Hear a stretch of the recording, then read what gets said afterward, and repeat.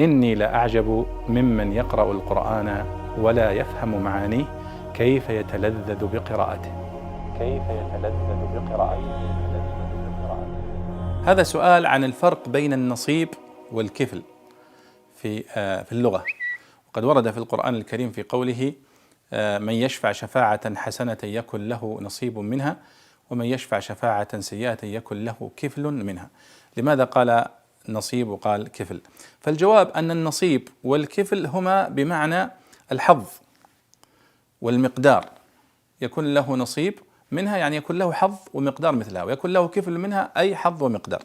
لكن يقول أهل اللغة أن النصيب هو الحظ من كل شيء، النصيب من الخير والنصيب من الشر، الحظ من كل شيء، هذا النصيب. والكفل هو الحظ والضعف من الأجر والإثم. ولذلك عندما قال يؤتكم كفلين من رحمته، فخصص أنه يقال لي أيضا النصيب من الرحمة كفل.